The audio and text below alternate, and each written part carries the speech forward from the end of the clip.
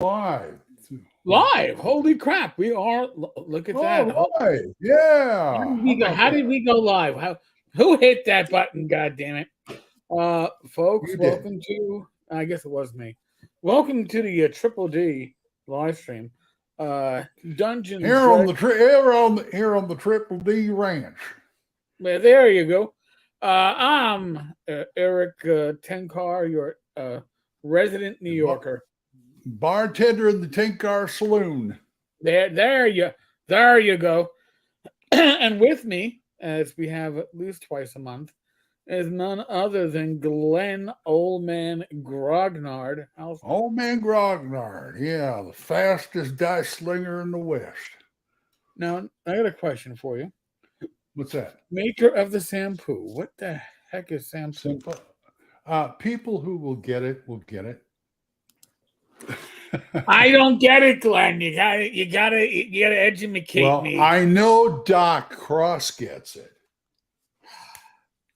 Tell him, Doc. How do you leave an idiot in suspense? What is a sampo? Yeah. Doc, it's all thrown on you, man. It's all thrown on you. I had nothing to do with it. Trust me, man. Trust me. All right. I'll tell you. It's a Mystery Science Theater reference. Oh, okay. Now I get it. Now I feel like I'm in the loop. I don't feel like I'm being depraved or deprived or anything like that. Now I feel like heaven forbid one of the hosts should be deprived of information or be depraved. But hey, well, you already are, though, aren't you? Well, yeah. The accusations have been made. I've seen it coming from a certain corner of the universe that I apparently have a lot of isms attached to me. So maybe nice. depravism. Maybe that's okay. The first question tonight is, what are we drinking? I'll go first. All right. Peace tea, Caddyshack, basically Arnold Palmer. Oh, really? Okay. Yeah, I love Arnold Palmer's. Half sweet tea, half lemonade. Dad's sugar-free diet root beer. They still make that? Yeah, and that's my glass. I got my big. Actually, glass. I can usually find that at like Big Lots. That's where we found it. There you go. Damn, Glenn, you're good. Holy crap! Yeah, we saw it at Big Lots, and I swear it's probably one of the best diet root beers out there. So, we got the official definition. Sanpoo is Japanese for walk. Sampo. Well, that's the Japanese version. The Icelandic version, a sampo, is a wondrous machine that makes gold and rice and silver and all that. Go watch The Day the Earth Froze on Mystery Science Theater. You'll get a whole. Okay. I used to really enjoy the MST 3000. It was My favorite was Mitchell. Everybody likes Mitchell. I can't watch Mitchell because it's like Joel's last show. I didn't realize that, but it was spot on. It was Squirt and Dabs Gumby. I'm not going to ask. I don't want to know. Noi, I'm a teetotaler, so Arnold Palmer is my favorite drink when I'm the designated driver for my friends. I am not a teetotaler. I do drink, but when I go out, I am very willing to be the designated driver and not drink if the group needs it. I usually do it too. Yeah. If my choice is taking mass transit to, say, MetLife Stadium to watch a football game, I will be the guy drinking diet soda so we can drive and get back in a reasonable amount of time, as opposed to dealing with mass transit. So, well, I'm just surprised you're not drinking one of your funky alcoholic drinks that you make up. Funky alcohol. Listen, I could have my quasi homemade fireball. I don't make the whiskey, but I do use cinnamon sticks. I got one going. The cinnamon sticks have been in for about 2 weeks now. I want to go for another week, and then I'll Okay. add a little. Then I'll add a little. What do you call it? Stevia to it, and then I'll have my low carb fireball. Stevia is a good stuff. Yeah. I don't. I only get the liquid stevia. That's what we're doing now. I mean, I still have some in the packets. Well, But they got the powdered stevia, but you ever try and mix it in a drink or anything? It takes forever. It doesn't want to mix. That's why I get the liquid. Yeah, and the liquid is very powerful. Just a little dab will do you. Oh yeah. Just a little dab. So, and I know Glenn likes to do the show and tell on occasion. So I've got a show and tell, which arrived today. Let's see if I can show this with the VR going or not. There we go. Oh, nice. That's the new Swords and Wizardry I'm kind of on the fence on that because I've got like at least 3 versions of Swords and Wizardry from Frog God, and it's like, do I really need another one? Well, I gotta say, internally, can you, without blocking everything, I'm gonna have to turn off my VR for a moment. Would you please?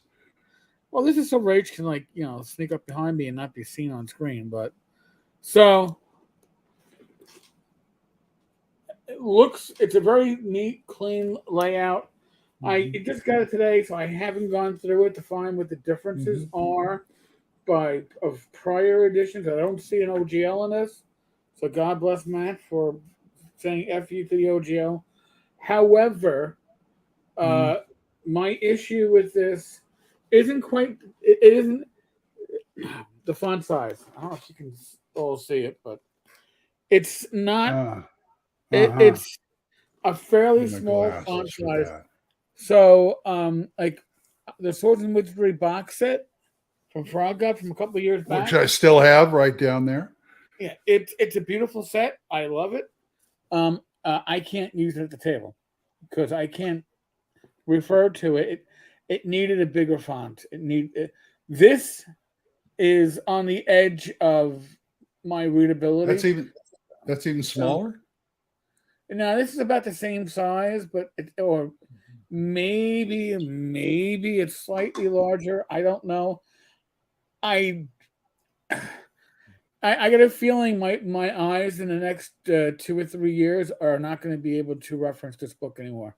So, and this is just a comment I'm making. That's in general. See that's one of the positive things about Labyrinth Lord. And there's other positive things, but one of the positive things is he used a nice big font that I can read without my glasses.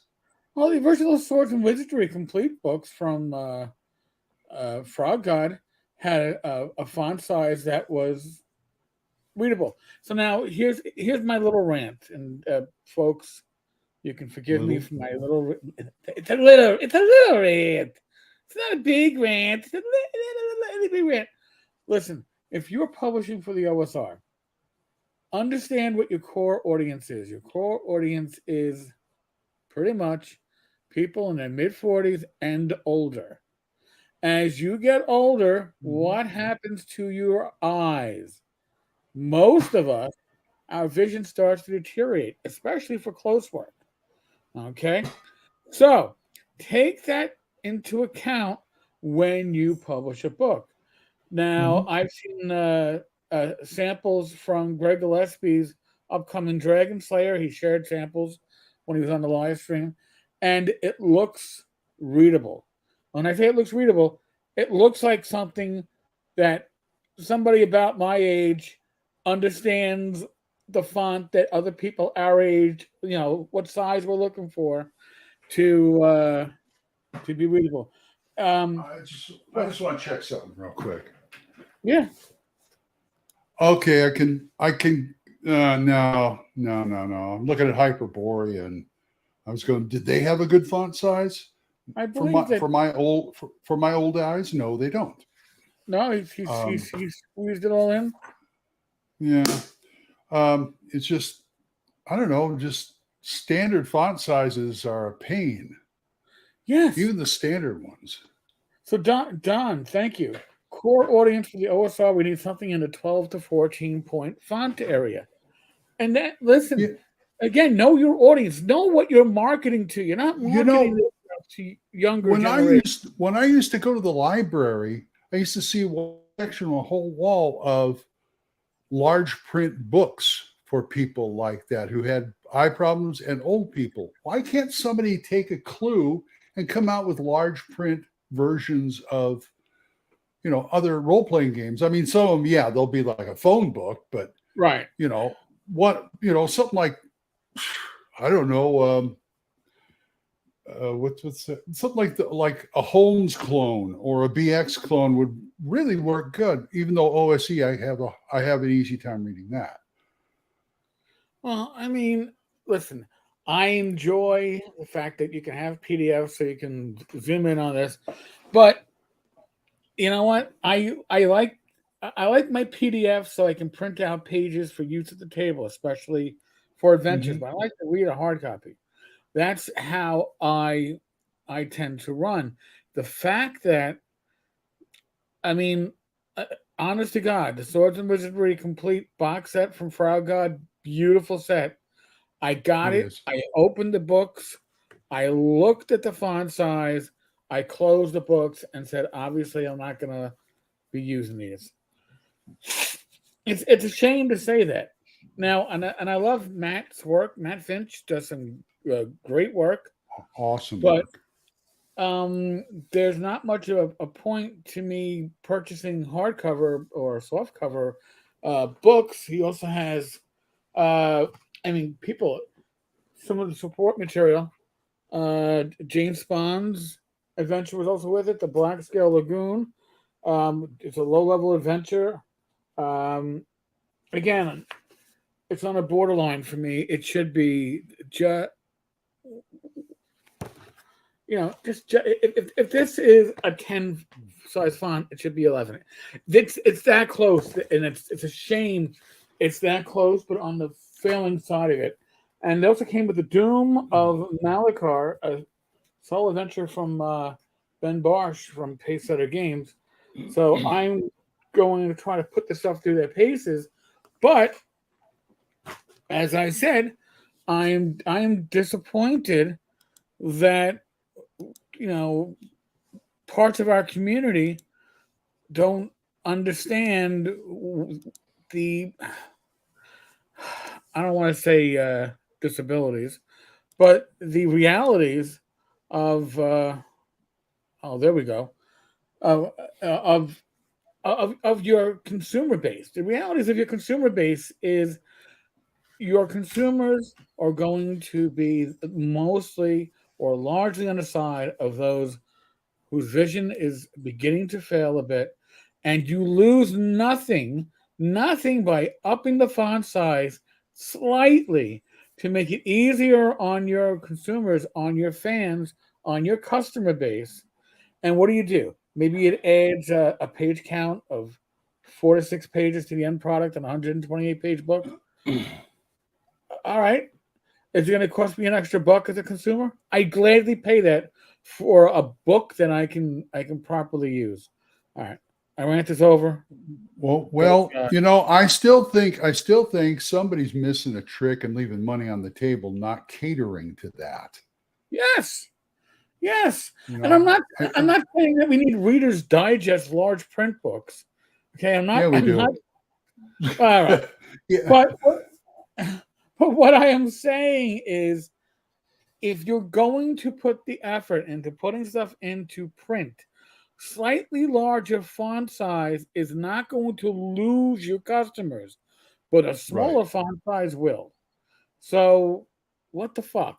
And listen, Matt Smith Mirror Press and Frog God, when they did that box set, they're not the only offenders. There are other offenders out there that do it, and they are people These are I companies had, publishers our fucking age, and I yeah, don't understand it. I had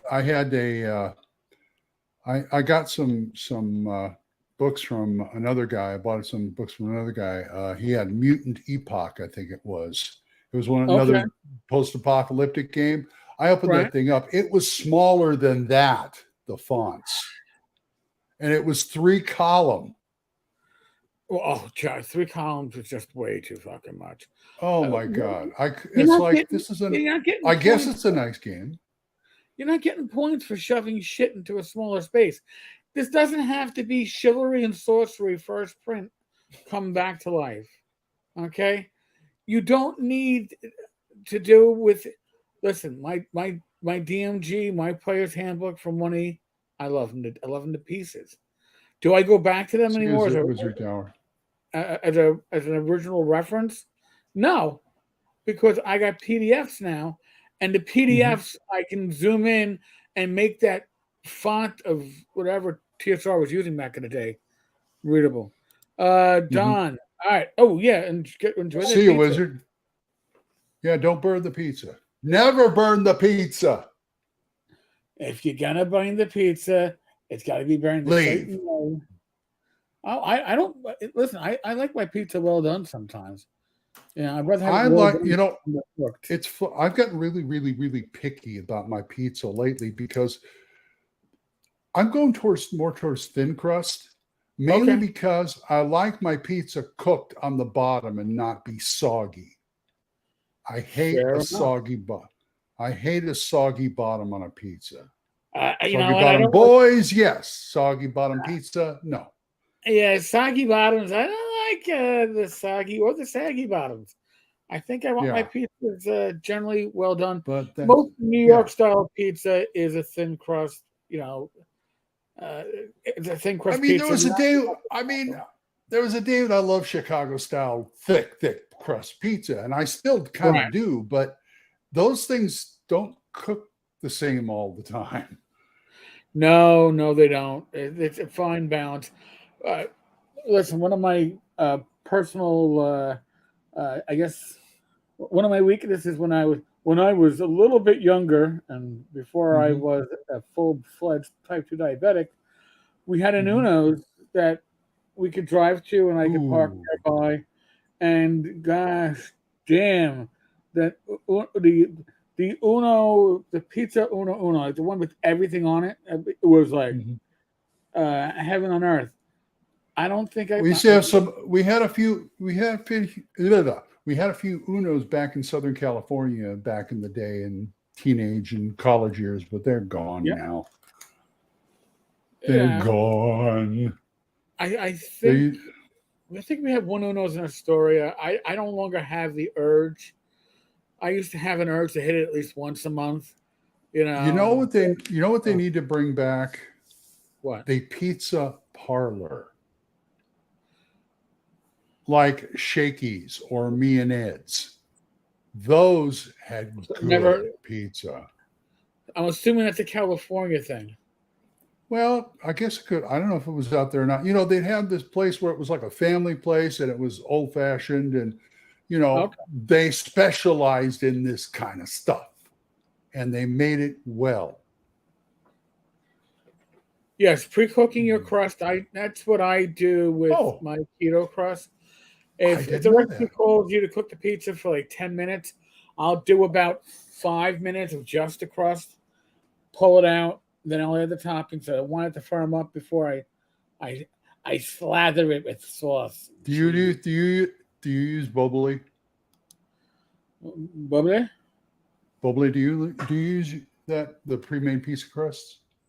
Oh no. I get either I use Carb Quick, which is a lower calorie flour, or I use keto Okay. mixes that I I gotta go, carb.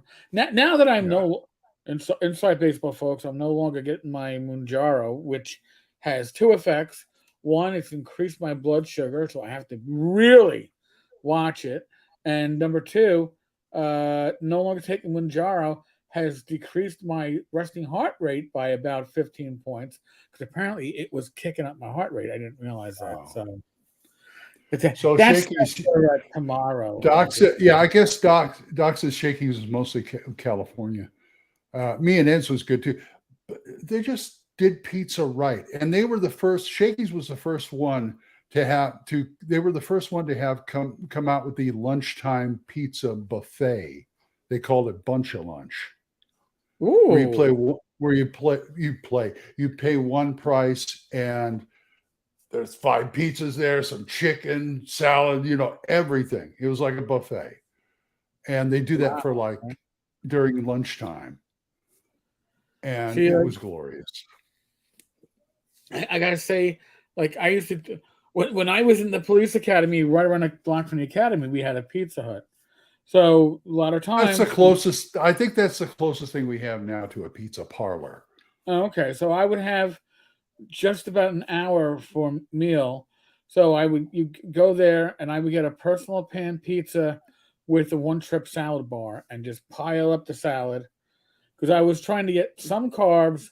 But at the same time, I just wanted to fill up without a huge amount of calories. I did the same thing in California with Round Table Pizza. I go and order the 4 Ps, the pepperoni personal pan pizza. Ah, that and a Coke gets me by. And those, they had the pizza knots or whatever the hell they were. Those are delicious too. Anyway, now you're making me hungry and I just ate. Yeah, I had a tomato and mozzarella salad for dinner. So it was. I had fish sticks. That's all we had. Oh, I still have fish sticks in the freezer from a prior Lent. I'm not sure how many years ago from Lent, but it's still in my freezer. And I'm like, I don't know if I'm going to pull that out. I know. I was going to cook today. I was going to make some pasta and everything like I do. And it's like, I don't want to. I'm tired. Just give me a sandwich or something. Oh my God. I miss the old Sizzler too. They're the ones who had the Sunday brunch. Yeah. And great steaks too. Yeah. Get a steak and what was it, like a buffet or whatever they had. And then you also had the Old Country Buffet, which I think they went out of business. We had it out here called I can't remember what it's called. I can't remember the name, but I know the Old Country Buffet was part of that company.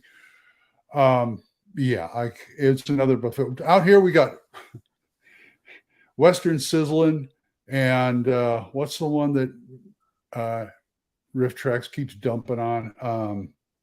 Golden Corral. Oh, we got Western Sizzlin' and Golden Corral. We used to have Ryan's. Ryan's was a really good buffet, and then they either went out of business or they left the area. I don't know what happened. Well, I think the problem with being a good buffet is that you're probably not making the profit margins. If you're Hometown Buffet, that's what. Hometown Buffet, that's the one I was trying to think of. It's the same thing as what you said. See, I like the breakfast buffets. Those are my favorite. Oh yeah, Waffle House, no problem. Oh yeah. No, we got the closest thing I have to a Waffle House is an IHOP. So we got both. I lived here 10 years before Jack in the Box came back. Jack in the Box left Oklahoma. Really? And she said, there's no more Jack in the Boxes here. Yeah, they got out of Oklahoma. Then 10 years later, they came back, which is okay because I like my sourdough jacks. I haven't had Jack in the Box since, I'm going to say probably 1999, 4-3 precinct. I used to down the ultimate cheeseburgers all the time. All the time. They were great. If you can't get the In-N-Out, you go over to Jack in the Box. No. I remember as a teenager, we used to do the cruising thing on a weekend, or me and a couple of my friends go out on a weekend and we'd go over to Jack in the Box and get like strawberry shakes and stuff at like 11:30 at night. And You know, that's back when drive-through was still like unusual. Okay. They're like Jack in the Box was the only one that had a drive-through. I think they're the one Welcome that to the started clown's it. mouth. Yeah. Hello. Yes. It's like, oh, jeez. Large and shake. Just give me some of those slop tacos that you got. That's just whatever. Oh my God. Becky loves the Jack in the Box tacos and the egg rolls. I had no idea they had egg So rolls. Okay, now, they have egg rolls. and folks, this isn't like the fast food special here at the Triple D. We're not trying to do diners with drive-ins, diners and dives. Mhm. We're not trying to out Guy Fieri. And neither one of us look like Gordon Ramsay. So let's go I back. could, if I dyed my hair blonde, I could look like Guy Fieri. I've got that roundish head. Wait a minute. They're what? Oh, they're not doing it in February anymore, DundraCon? Oh, the website. Sorry. The website. Okay. I was going, wait a minute. They always do it over President's Weekend. It's like, don't get Glenn all scared. Oh yeah, Robert Irvine. I used to watch him, and my wife would lust after his guns. The guy was super fit. Well, see, that's why you have to give an option that's almost like the complete opposite. That's what I think. Rachel doesn't really want somebody that's buff. She wants somebody that you got to buff. And there's a difference. You got to make sure you get it. You get the balance right. You get In Fruit Bear's Arena of Doom. Oh my God. Oh my God. Earlier this week, to get us slightly on topic, Gareth Skarka, who by Never. the way, now let me just preface this with, before Gareth did Far West as his albatross for life, before he did that Kickstarter, he was a prolific independent publisher of material, I guess, for like the third edition OGL, but it was it was pretty good. It was Western themed, or it was like gangbusters style stuff, he pulp stuff. Really? And yeah, so I used to enjoy his, I can't remember the name of his publishing label, but then he kickstarted Far West, and that was the mistake. That was a huge mistake, because he kickstarted it in, I believe, the summer of 2011, promising that it would be shipped in your hands by December 2011. He had a goal of, like, I don't know, 10,000. He raised almost 50K. And in the intervening 12 years since then, we've had 12 years worth of excuses or promises. Like, it's coming out next week. He was making those promises in 2015. And obviously, nobody got shit or bupkis. And a couple of years ago, he was like, "Oh, it's almost done." And then a week later, he's like, "Oh, I've decided to change it to OpenD6," which honestly, I like OpenD6. I'm hopeful, but I'm not very hopeful. So he's claiming that next week is the week that PDFs will be delivered. Yes. Now, I'm going to find to be very interesting is when he decides to ship physical copies. Not going to happen. But if he ever actually decides to fulfill the physical aspect, he did a survey 12 years ago, literally 12 years ago, to find out people's shipping addresses. I suspect the number have changed in the intervening years. So, I'm not active on it. Was that Swords and Wizardry stuff? Was that a Kickstarter? Was that the Kickstarter? Yeah, Matt's stuff was from the Kickstarter. His recent Kickstarter. Okay. Yeah. I don't have any active Kickstarters right now, which is probably good for my wallet. I understand that. Well, thanks to Gareth, I've had an open Kickstarter theoretically not dead because Gareth is like a street lawyer. Figures as long as he updates or promises a delivery date once a year, he's fulfilling the terms. But I usually you would say, hey, he's promising delivery next week. What do you think it actually arrives before the end of this year? And I'm at still like 50-50 that we ever see anything. I don't know at this point. Gareth, who by the way, Gareth was labeled an icon in the industry. I don't know, 6-7 years ago. But well, he did put out some good stuff. He did. Now, Glenn, I don't know if you realize this, but he wrote for the Star Trek RPG. I didn't know that. But he didn't write under his own name though. Ah. What is it, Doghouse Riley or what? Michael Brophy. Apparently Brophy was his mother's maiden name and Michael is his middle name. So that was the nom de plume that he used. And he used it after the publisher of Star Trek, which is what, Modiphius? Modiphius. They made the public statement that until Gareth cleaned up his Kickstarter, that they weren't going to use him as a freelancer. They made that public statement, and then they brought him in. So a little. All I know he's done for Savage Worlds. All I got is his Thrilling Tales, and all those. No, again, he published good stuff, which is why I was excited. And the funny thing is, like Rachel and I were discussing this November 5th will be our 12th wedding anniversary. And congratulations. Thank you. And I was like, Rach, I get to like measure our the length of our marriage by how overdue this Kickstarter is. So that's a pretty that's one way to do it. Yeah, that's one way to do it, I guess. It's more than one way to skin a cat. That's right. I need a shave. Anyway. By the way, off-topic thing here.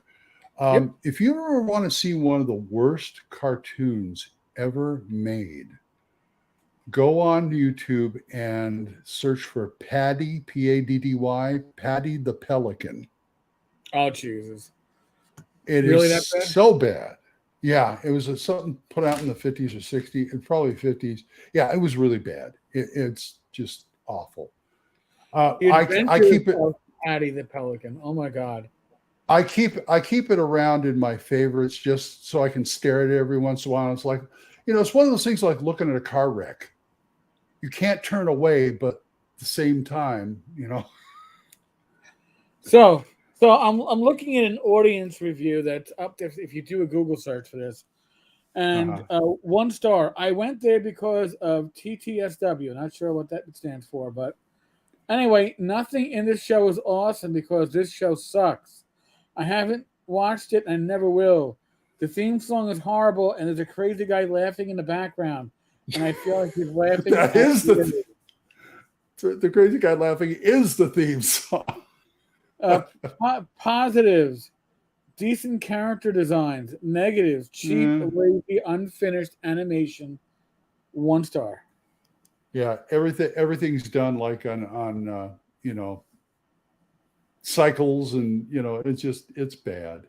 The theme song is. All right, but here I got news for you. Guess what? It's public domain, sir. Yes, it is. Yes. So some of the best worst stuff is public domain. Oh my God. All right, hold on a second. Let's see if the theme song. Can you hear it? Oh, no, I can't, but that's all right. You hear it. Well, I don't. If I hear, I got. Let me put it up on. Let me share this. Let me share this. I just Oh my found goodness. it. Okay. Oh my goodness. All right, folks. The one. Talk about the only Patty the Pelican, at least for a couple of seconds anyway.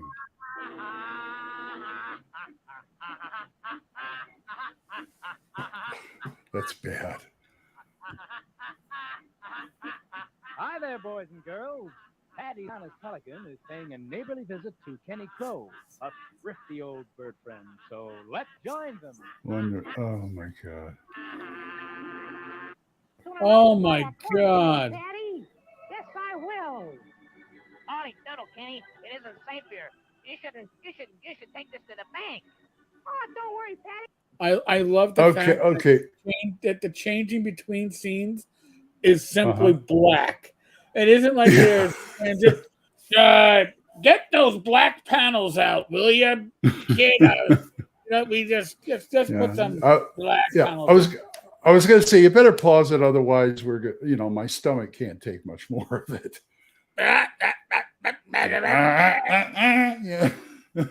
Get off my lawn. That should be the theme song of the asshole grognard. Get off my lawn, Tom. If it ain't AD&D, if it ain't what, if it ain't wood grain box, it ain't shit, kid.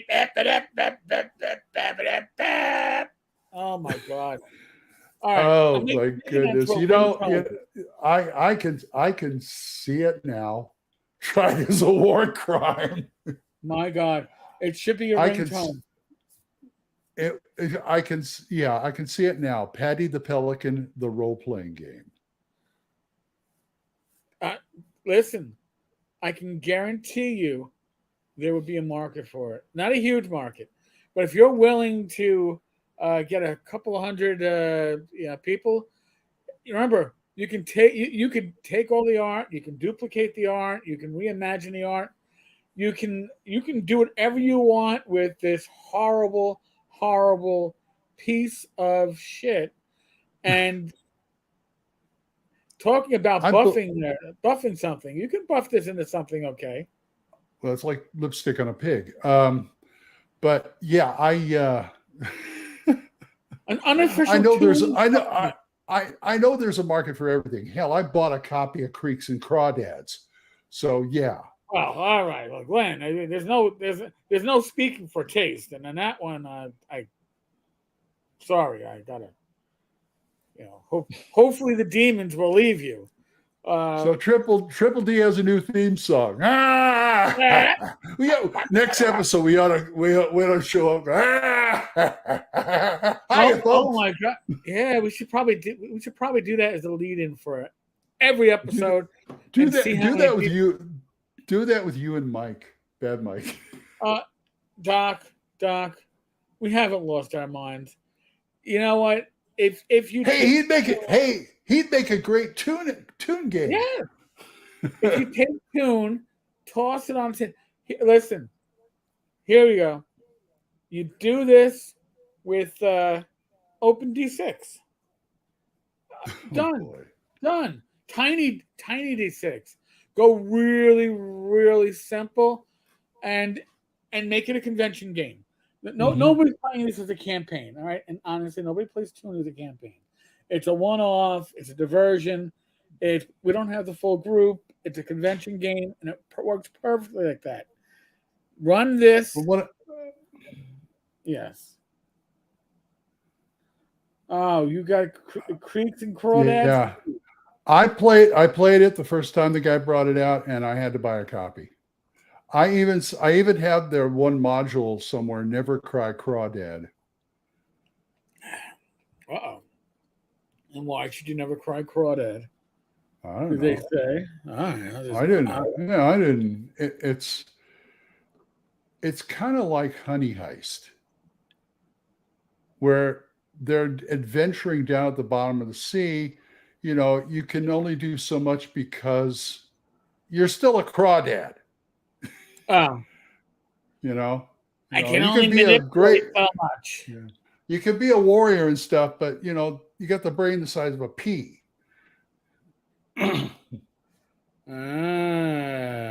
But it's a fun game. It's one of those fun beer and pretzels games.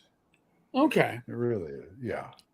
I mean, beer and pretzel games are really good for, again, you don't Yeah. have the full group. You need to take a break from the campaign or a convention style gaming.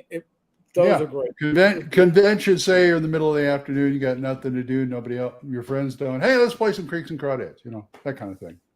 There you go. Or play it in the bar. You got to know your place. So Patty the Pelican. There's so much that can be done with Patty. I'm gonna have to watch this. Now that is sad. You have put me into one hell of a rabbit hole or a pelican pit. You've put me into a pelican pit. You bastard. No, I'll never get out of it. I'll be at ShireCon going, hey, who wants to play my alpha version? Patty the Pelican with Savage Worlds, yeah. Nah, too much. Well, they said you could. They said you could play anything. True. In Savage Worlds. Can you play Patty the Pelican? I'd like to. So there's a lot of people who tried to, push the envelope on Savage Worlds, and I think that would be one of them. You got to wonder if it's an envelope that people really want. Yeah. I don't. You really got to reach for it. Oh yeah. So Glenn, do we have a This Week in Gaming? Because usually you've got gaming going on with you. No. Actually, yeah. Monday's game was still trying to get out of the city of brass. Oh, okay. Well, that's cool. We were tasked with a something that we had to do. Something I feel is impossible, but we said we'd do it anyway. But hey, that's the nature of adventurers, right? Right. Yeah. So somebody's paying us to go to the city of brass and kidnap a Rakshasa. Robert, what level are you? We're around 11. I mean, theoretically, it could be possible. It's not going to be easy. It's going to be. You're going to have to think out of the box. Seriously. See, we did an encounter. We did a fight that was supposed to happen, but like half our players weren't there. So it's like, okay, let's just run and see what happens at this time, and the next time I'm going to roll it back, and we're going to do it with everybody here. So, what the hell? I mean, we got nothing else to do. Do I get experience going through the session? No, I would. And what? Yeah, but we triumphed over them real good. And then, of course, at the end of the session, Carlos, our GM, has to say, well, I wasn't running them at their full potential. Oh, thanks. I was taking this all over again, and now okay, we're going to do it all over again. Now you're going to kick our butts. Okay, fine. I was taking it easy on you because you're all a bunch of wimps. Figured, make you feel a little confident, and then slam you. I thought I did pretty good. I got some few shots in. And Matt's Thursday game is canceled until further notice. Oh shit! I'm sorry. Yeah, he's just have to do family and life stuff. He said. I understand. Well, family and life stuff. We play every other week in Joe's AD&D 2E game by the book. However, 22 pages of house rules. So it's really after that, I'm going to be no game for a couple of weeks because Monday's Labor Day and nobody wants to game on Labor Day. I don't blame them. Oh, yeah. And then the Monday after that, then we will play again. Well, we play every other Tuesday, and we were supposed to. They played last Tuesday.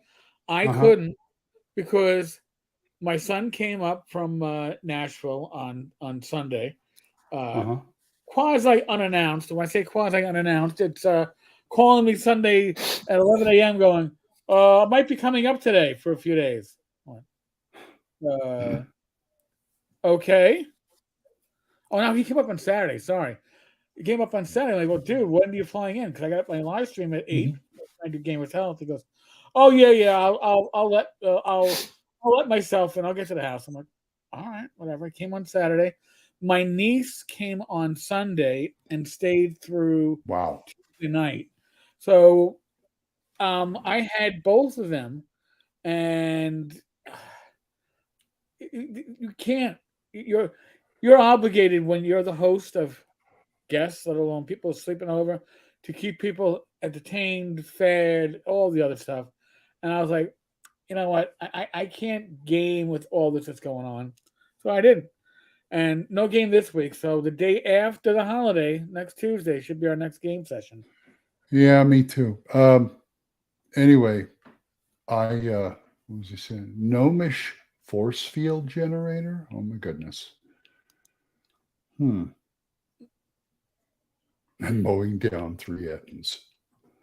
Love it. Wow. they're like bowling pins, just that they're like 18 That's feet true. tall with 2 heads. Yeah. No big whoop. But I've got, say what you want about Gareth, that Thrilling Tales is probably the best reference book for pulp I've ever read.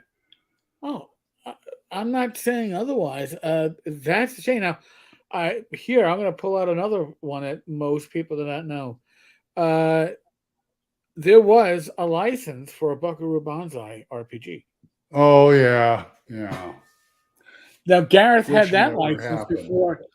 He had the license before he tried to kickstart Far West. He took pre-orders from that. I don't know if anybody got that money back, but he held on to that license until it expired and put nothing out. That probably should have been a warning sign for Far West.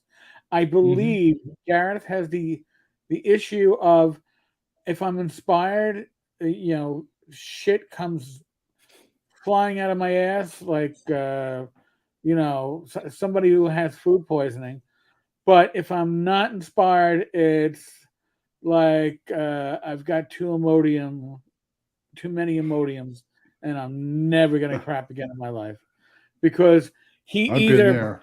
puts out a lot of material or he puts out nothing. And You're right. You're right.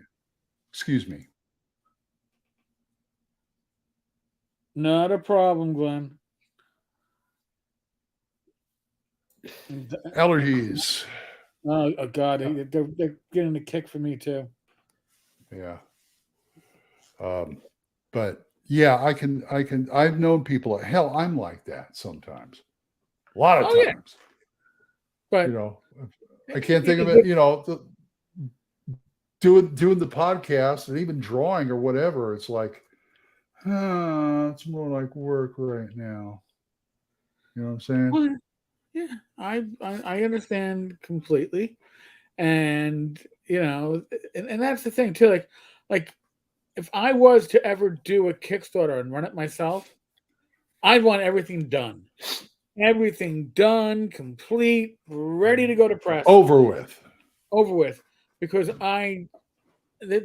human nature is a Weird. fun little thing. Well, because here's the thing: if you got paid for your work before doing your work, are you still encouraged to do your work?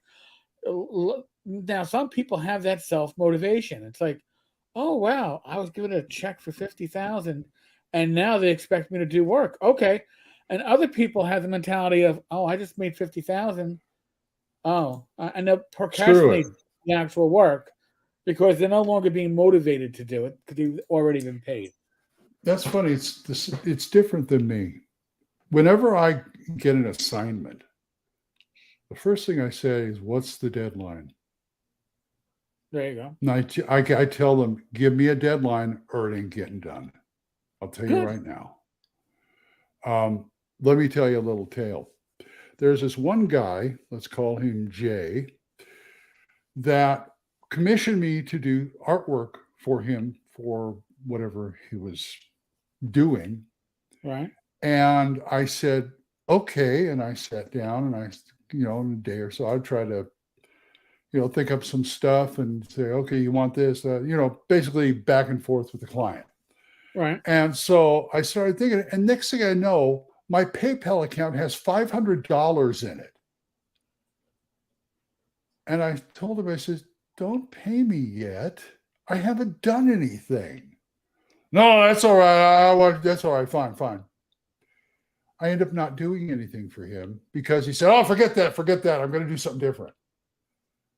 And it's like, I ain't giving you your money back. You're the one who's calling it off. I kept that money in there for months. I said, I don't want to touch this. I don't want to touch this. I don't want to touch this. He changed his mind like he changes his socks. He did that like twice to me. It's like he'll ask me to do something. He'll tell me what he wants. I still start doing it. Boom, the money's there. Don't pay me yet. I want to earn it. Well, see, at that point, it's just like, hey, all right, well, if you might not want it, but maybe you'll want it for later. Here, you paid for this. Enjoy it. It's like, yeah. I don't want to be tempted to not do it. Let me put it that way.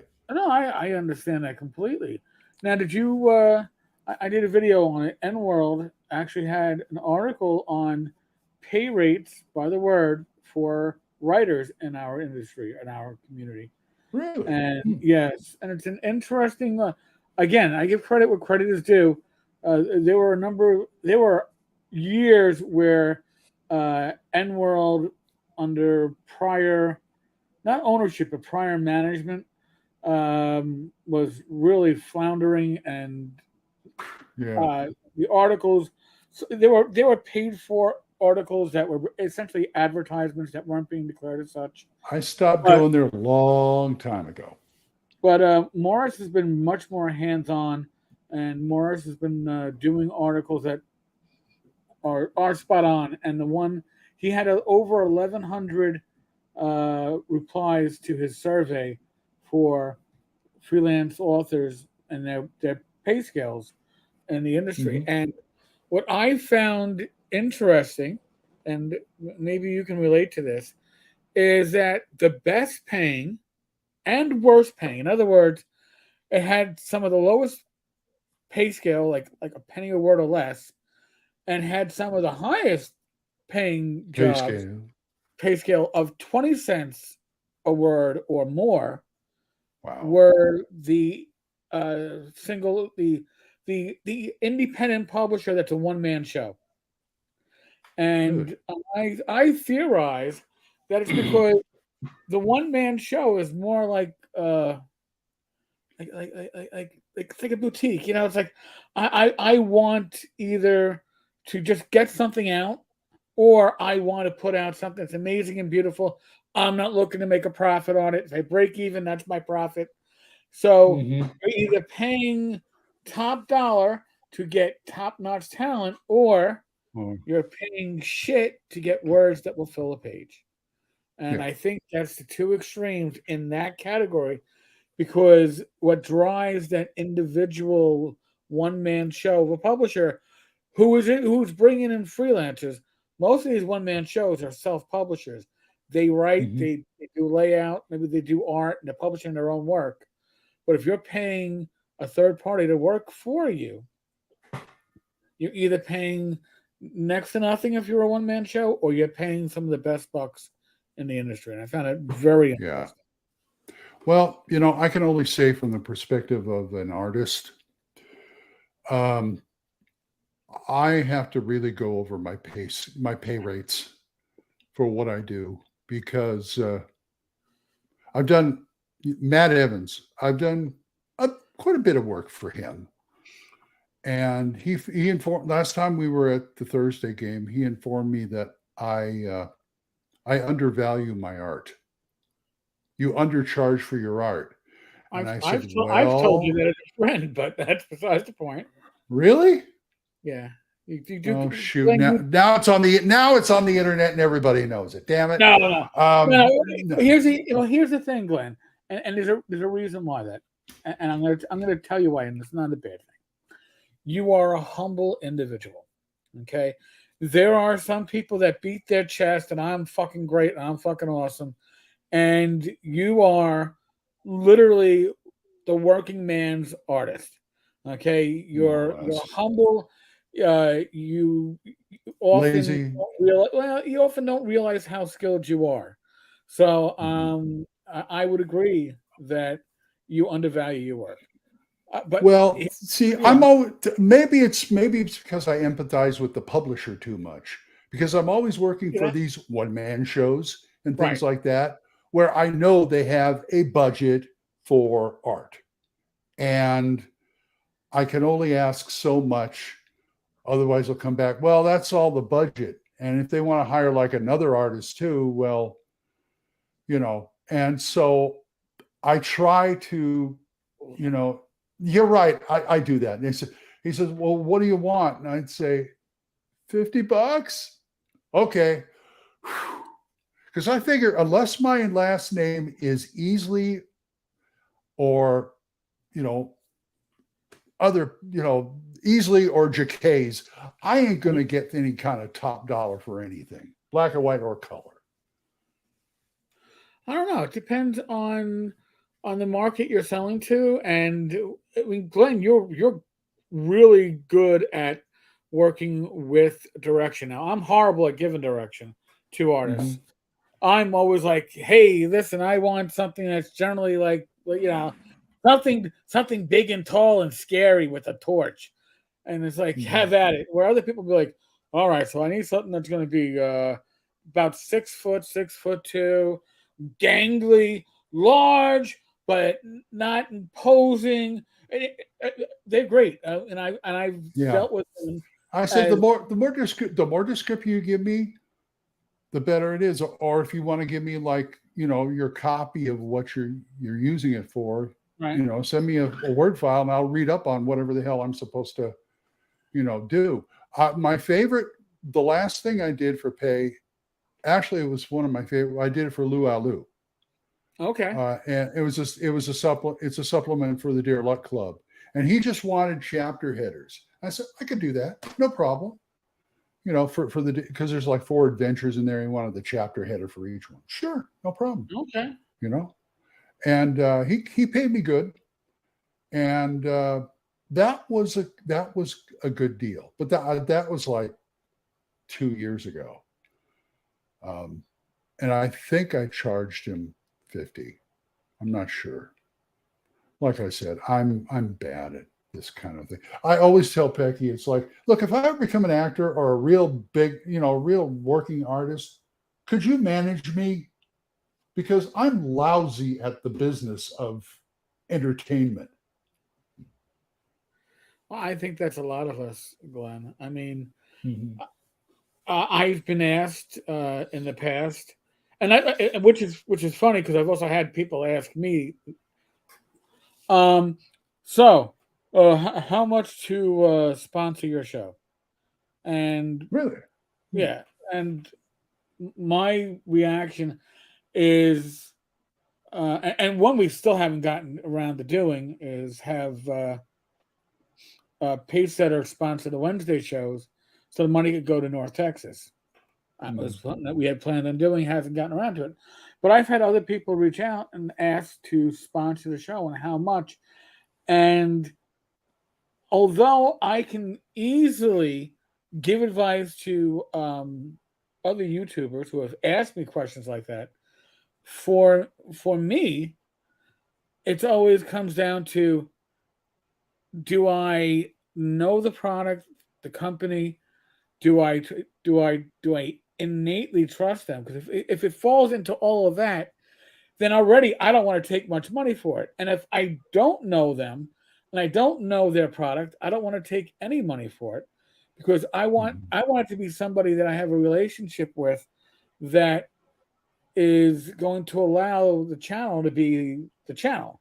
It's like, oh well, oh yeah, we'll sponsor, and you can't use the F-bomb. I'm like, oh fuck, what do you mean I can't use the F-bomb?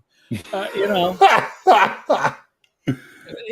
I'm in New York. I was a New York City cop. It's part of my vernacular.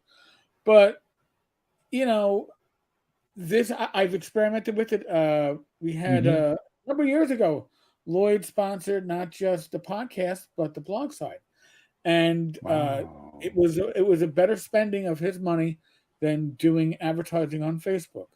But I haven't done it again because there's a certain listen. Yes, there's an affiliate link on the bottom of the screen right now, and it goes to the DCC Mega Bundle over on Bundle Holding. It is amazing value, not just for DCC RPG players, but for anybody who plays fantasy RPGs. You can convert most of this crap without any effort. But I'd rather do affiliate links in general than to have sponsors, because once you have sponsors, you are now beholden in some aspect to somebody else. And it's not the easiest way to maintain your. You remember when the early days? Remember when in radio in the early days of television, where they were all sponsor beholden? Oh yeah, same thing. Flintstones brought to you by Winston. Winston. Yeah. But you always had to think about the sponsor. You know, right? I don't want. I like my journalistic independence and maintaining my integrity. Listen, I know there's a segment of the gaming community that believes, Tenkar is the devil, and I've got my horns coming up here, and they believe every story and every rumor said. So I get flattered when I still have people reaching out wanting to sponsor. It's like, you do know that you can go to a certain gaming community and just find posts that are half truths and outright lies about me, but some people believe it. Are you sure you still want to sponsor? And they're like, oh yeah, I know about that shit. But then it's like, but do I want to be beholden? So if I turn down a sponsorship, it's not because I don't like you personally. It usually comes down to, I don't need the funds. I don't need the money. I like my journalistic independence. I don't like to feel like I'm beholden. But we would make an exception on Wednesday nights to support North Texas. But that was another thing too. It wouldn't have been for me or this channel be supporting a convention that those of us that go to it love, and we want to make sure it remains viable for years, if not decades, to come. And that's probably a choice. So if we start sponsorships on this channel, it will be Wednesday nights, and it will probably be in support of North Texas. Okay. Speaking of writers and artists and stuff, what's the state of Torchlight?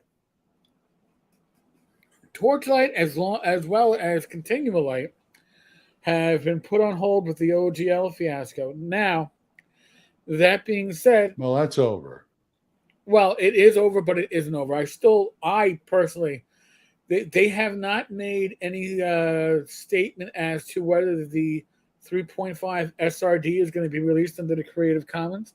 However, now that Matt Finch has released his license for Swords and Wizardry, I got to read through it and see how it would be to work off of his material to put out Continual Light and put out Torchlight again. This whole OGL fiasco derailed a lot of stuff, and I don't want to start putting out stuff that all of a sudden I would have to withdraw from the market if WotC decides you really don't need the OGL. We're revoking the OGL, but don't worry, you got the Creative Commons, but you don't have that for the 3.5 SRD or the 3.1 SRD. So, hopefully before the end, hopefully we get our feet under us again before the end of the year, because I was enjoying it, but it's just been. I just mentioned that because I submitted a cover that has yet to be used. That's all. Yeah, no, believe me, it's this whole instability. It's great to see products Guessed like. my name. Oh yes, I just heard that earlier today on Sirius XM. But But what's troubling you is the nature of the my nature cane. of my. Yeah. Yeah, the Rolling Stones. It's a very Yeah. very good song. But yeah, we'll get back to it. I mean, I also had a project with Mike that was supposed to be coming out, and that the one-page dungeons that we were going to be working on, Tavern Crawls, Mhm. that got stuffed with this whole OGL fiasco. So Okay. we got to find a license to work off of that isn't onerous and allows others to, especially in the case of Continual Light, allow others to continue working off it. I Okay. really Well, like that, but I don't. I just thought our audience might want to know. That's all. Oh, believe me, I get asked these questions every week or two.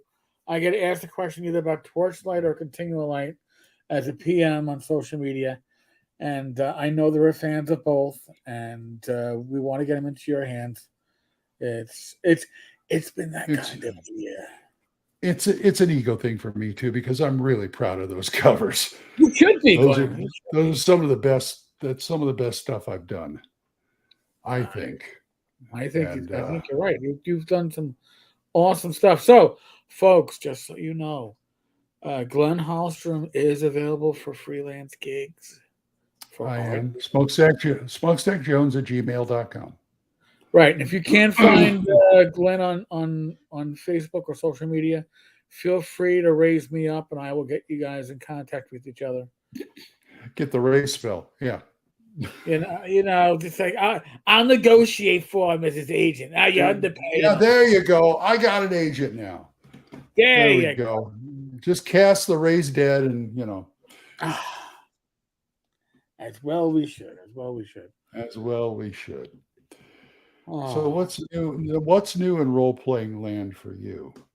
Well, again, the match stuff came today. Yes, I saw that. I had planned on giving the Star Trek solo game a read through, and I brought it with me to the Poconos because up in the Poconos Sunday through yesterday. But Rachel and I were doing stuff every day, going out. And I hear that. So we wound up. I spent no time reading, which is not a surprise, I guess. So, but I really want to see how that. It looks like it's going to be a very compelling solo RPG. So I want to see how compelling it is. Does it really feel like Star Trek? Does it really feel like an RPG? Those are two high bars to hit. I just cannot get behind solo RPGs. I'm sorry. I'd never play one, even if I was by my lonesome and I had no other way to play. Well, I used to love playing the Tunnel Control solos. I got to admit that.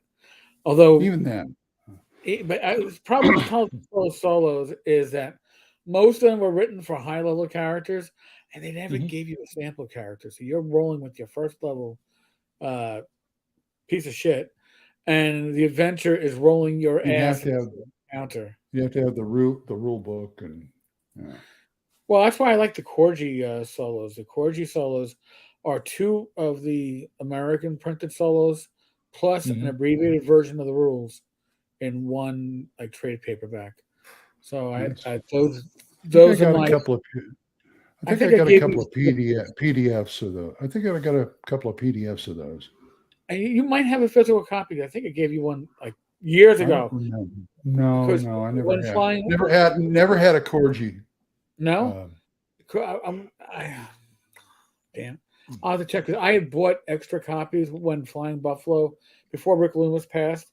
He was selling them at cover price, and that's a cover price from like the late '80s, early '90s. And I was like, "Wow, yeah, I'm snagging well, that. I've got deluxe packed away, so I'm not worried about it." Well, we don't know what's going to be happening now with the Tunnel Controls IP. It is now owned by a European company. And Ken likes that. Well, Ken never had the rights to Tunnel Controls. that was always owned by Flying Buffalo. So when Rick Glen was passed, Flying Buffalo got sold to WebSphere, which is like a holding company. And then WebSphere sold off their Flying Buffalo interests to a European company whose name escapes me at the moment. But Ken right now is kickstarting Monsters 2.5 or 2.7. Spiral Bound. Oh my God. I never realized how much I enjoyed Spiral Bound RPGs until I found my first Tunnels and Trolls rule set that was Spiral Bound. And I'm like, it lays flat. I don't have it. It does. The pages don't flip up. I'm like, oh my God, that's great. Well, I like them too, but they look lousy on the shelf. You always got to go, what is that? What is that? Oh yeah. I can't read the spine. Although I am considering getting the spiral bound version of Osric. Oh, that would be nice. Yeah, you go to Lulu, you can get those. Oh, I have to try that.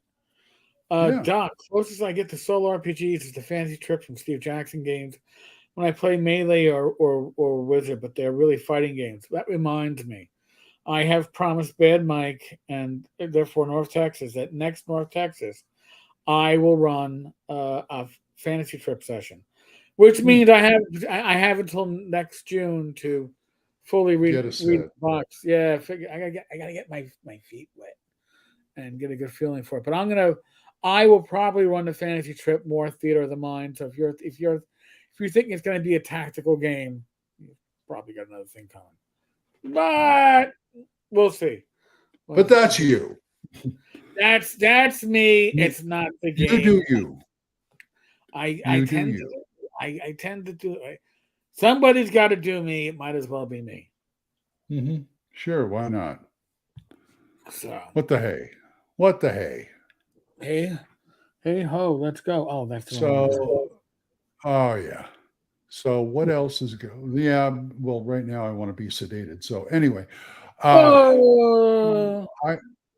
what else is going on in the RPG sphere? Any naughty Kickstarters or anything? Or well, they recovered the $300,000 in stolen Magic the Gathering cards.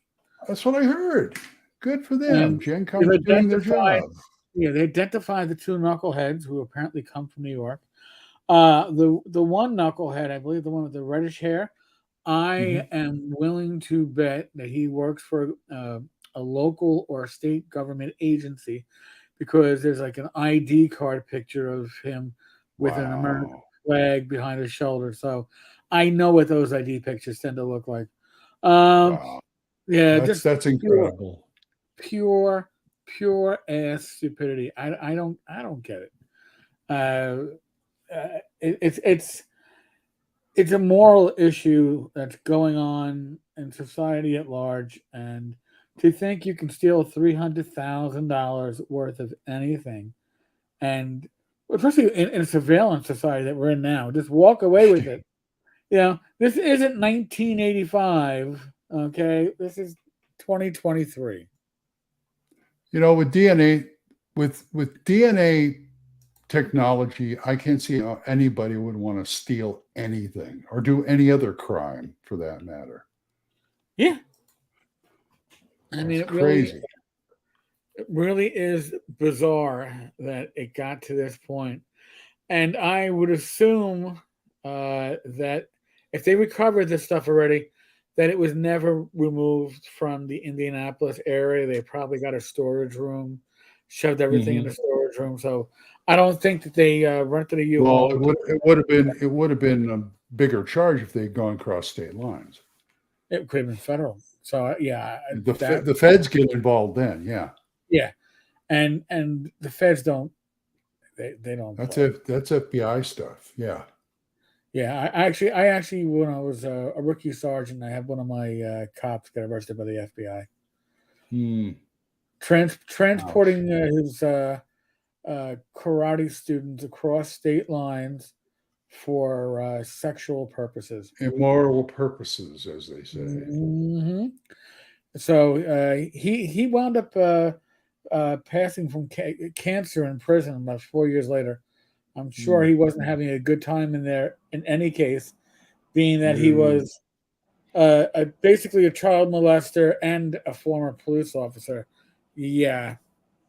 So, yes, Doc, those two pinheads did so much wrong with that heist, including wearing their company buff shirt of like, hey, look at me, look at my shirt, and being on a Facebook post, where the one guy's going, yeah, if you want board games and you're in New York City, go to Complete Strategist. It's the best store ever. So you're telling us places to start asking questions as to where you are and what did it. Oh yeah. I believe it. There's I an could probably infinite come up number with of something ways better than that. to pull this off, and there's an infinite number of ways to have fucked it up. And they just took how can I fuck this up? Let me take the top option. How many security cameras do you think we can walk in front of as we remove this property? Should we avoid Facebook or not? No. Let's go on Facebook, and nobody's gonna put us together with any other pictures. There's no cameras. Trust me, we're good. Just walk out with it. They'll think we work here. It didn't work out so well, did it? Moron. I was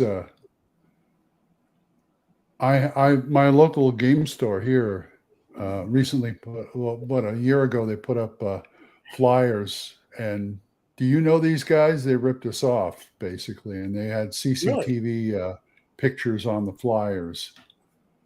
It's like we're looking for these guys. We're gonna give them a beating. When we find them, they're gonna know that we found them. It's okay, man. You can keep what you stole. We'll just take it out of you in flesh. Yeah, why not? You can keep the money and get a beating, or you could leave without the money and no beating. Yeah. There you go. Doc, they should have hired a couple of street kids to go in and do the grab. Yeah. That's about right.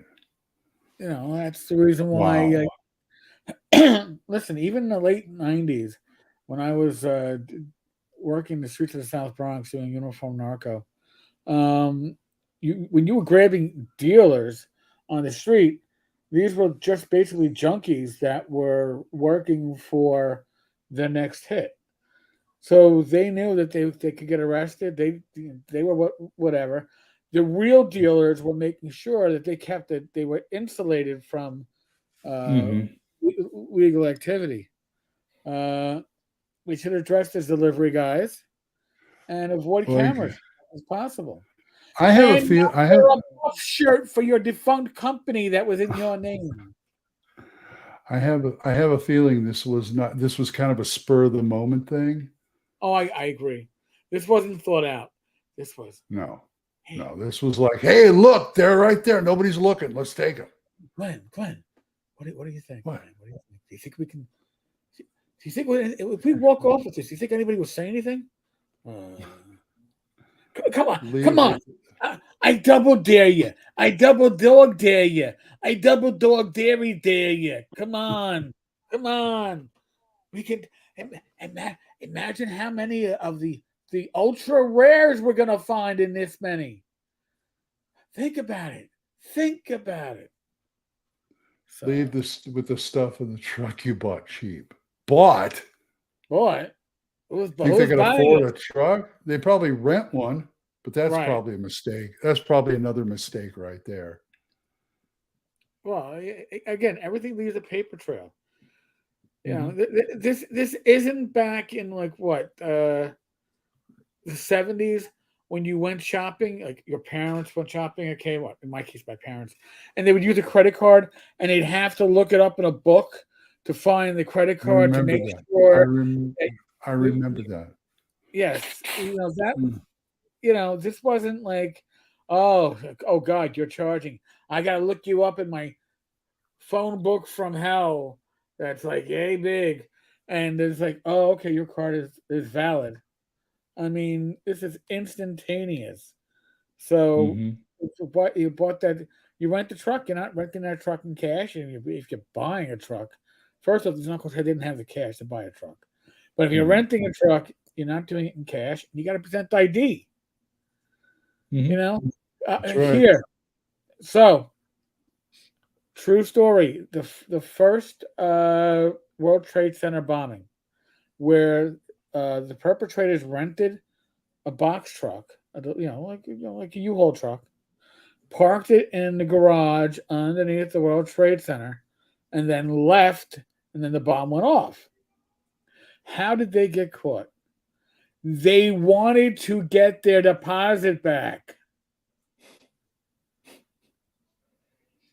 They went to get their deposit back on this, and I mean, God help us. Yeah. Thank God for I the think, most part, criminals are stupid. I think Timothy McVeigh did the same thing. One of the, rent a truck and that kind of thing. Like you literally you can't fix stupid, and our criminal element is essentially stupid, which is good. Oh yeah. Very Oh good. yeah. I seem to remember a movie, one of my favorite Orson Welles movies, Mr. Arcade, and one of the characters says, "Do you ever wonder why cops have a reputation for being dumb?" He says, "Because they don't have to be anything else." There you go. And by the way, if the criminal element thinks you're dumb, then they don't try to outsmart you so much, and Uh-huh. it certainly helps. But Glenn, I don't know about your sinuses, but my nose is about to blow off my face at this point. Really? I think, I can feel it filling in. Oh boy. I'm not sure which of the fall pollen I'm allergic to, but I've been I'm clearing my throat all day. Yeah. Alexa, stop. Okay, I guess she was deciding to tell me all about fall pollen. That was really great. I don't know why, but That was nice of her, wasn't it? it was. I wonder if you'd get a copyright hit for letting Alexa talk on your stream. I wonder if that would be like Amazon. Hey, Alexa was giving a definition on the Tenkar's Tavern live stream. Well, Shut that down. yeah, my new tablet is an off-brand tablet from Amazon, which works great, by the way. But my old one was like, never say the A word. Otherwise, she's going to chime in. I can tell you all about. You don't have to. It's amazing that you don't have, sometimes you don't even come close to saying the A word, and it's still like, yes, or I don't know how I can help you with that. It's like I was never asking you for help anyway. So no. Hell, I've watched YouTube videos that triggered her before. Oh yeah, I'm sure. Mm-hmm. It's Oh, scary shit, Glenn. It's scary shit. Yeah, So Glenn, AI. Oh boy. AI, we could do a whole episode on that. But I just saw on Facebook. I just saw Jeff D said, people say AI is here to stay. So is cancer. I don't think we should push it. The thing is, cancer doesn't lead to any improvements. As a cancer survivor, I will tell you that it's a bitch. And AI makes improvements. AI can certainly do things that will enable things to go faster, generate. Even if you're just using it as, and I'm not saying, I'm not endorsing AI, but even if you, as an artist or a writer, use AI to draw inspiration from, a lot of artists use their stick figures or use real life or still life or even other artists' artwork to inspire them. Writers too, you can use AI to give you that seed, which I think is the proper use for AI, as opposed to generating full-blown art. You should be using it to generate that seed that you then take and turn into art, or you then take and put into a finished piece of writing. I'm still curious to see what AI would do with porn. That'd get really weird. Yeah, I think you're gonna get like these two people going at it in the bed, and they both have like 15 fingers. How do how How does he get I three don't. fingers? How do you grow a double A? How do you get two of those on one person? How does that? How? Huh? The physics don't work. I don't get it. Oh my god. Our Alexa's a Yeah, pretty glorified. much. Yeah, no, it's a Although, does a few other things. yeah, 300 miles away and switch trucks. That's good. Although I believe it's is it Basic Fantasy or Swords and Wizardry? There's a skill she can do where she can generate a character for you if you ask her. Oh yeah, you can. And she will even send it to your email. I think it's Swords and Wizardry. Really, for Alexa, Or, that's yeah, interesting. like I said, it's either that or Basic Fantasy. Say, Alexa, make me a Basic Fantasy character, and then okay, and then she'll tell you what it is and send it to your email. Go wherever you're going to sell it. That's good. I know Chat GPT can. I think it knows the OSE rules, so you can.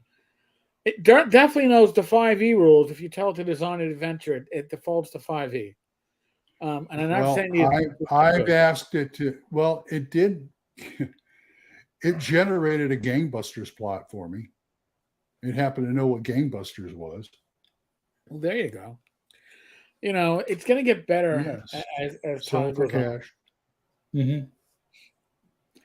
Well, here's the thing, Doc. $300,000 of gaming cards sold for cash.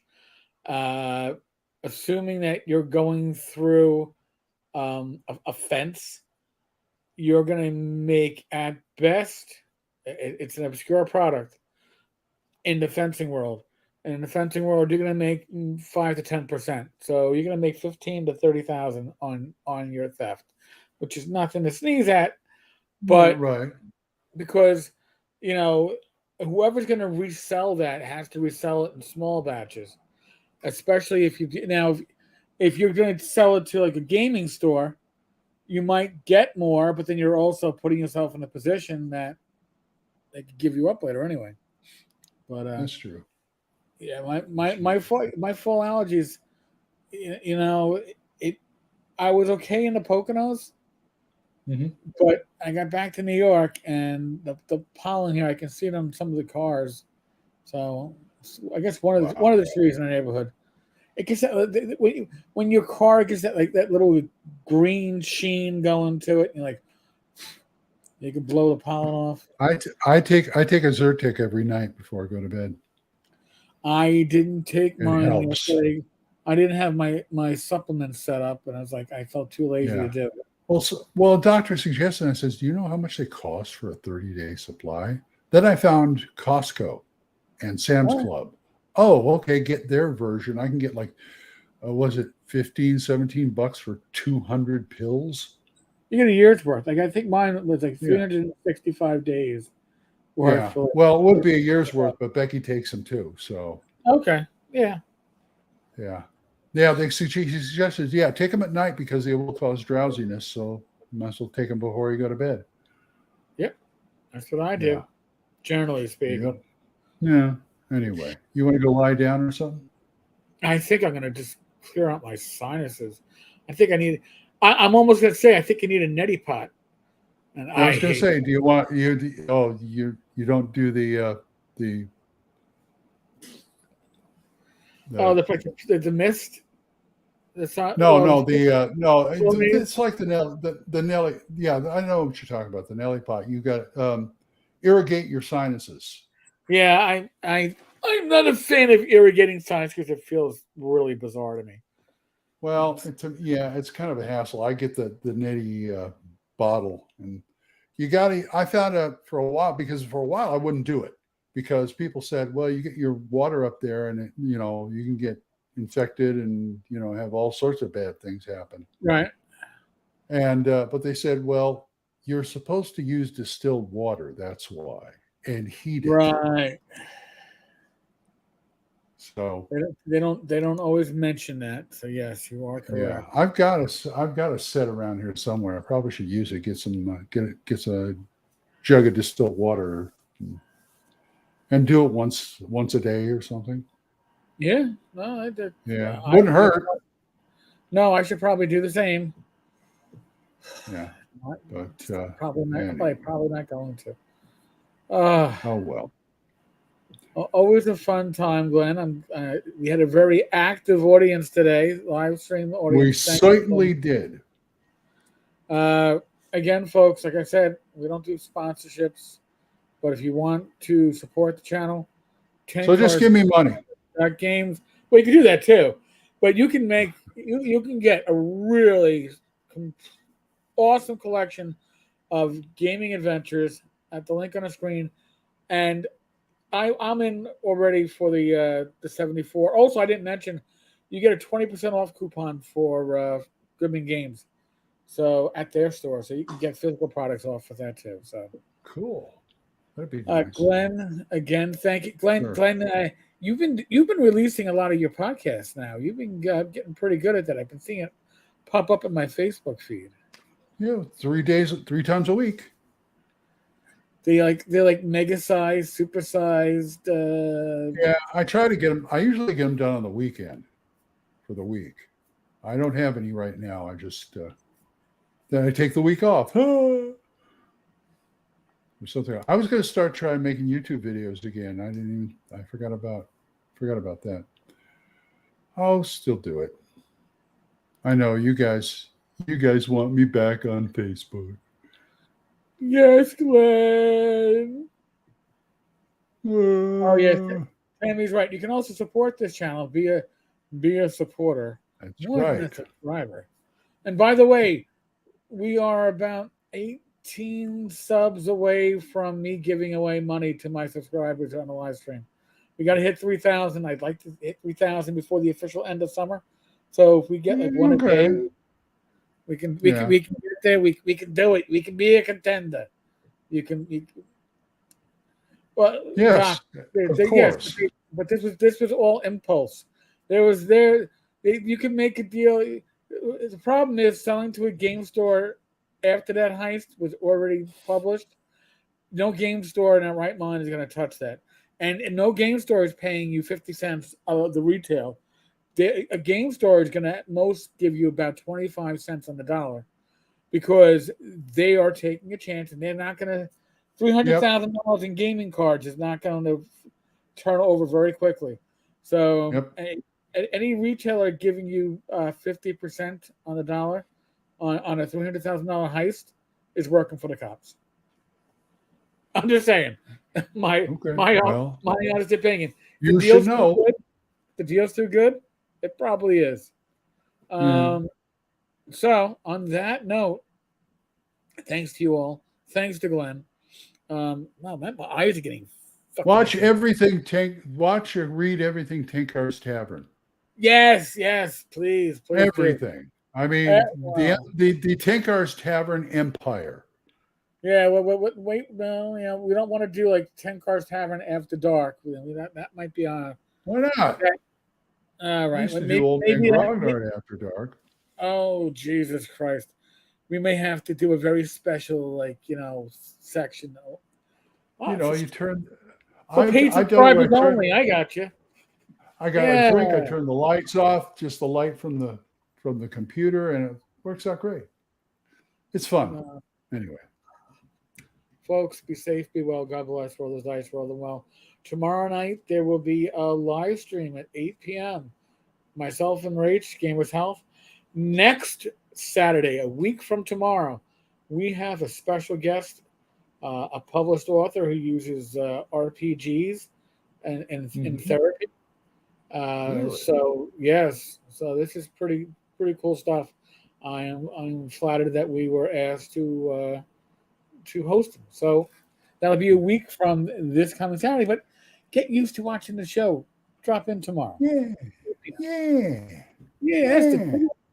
All right, folks. On that note, God bless. Good night.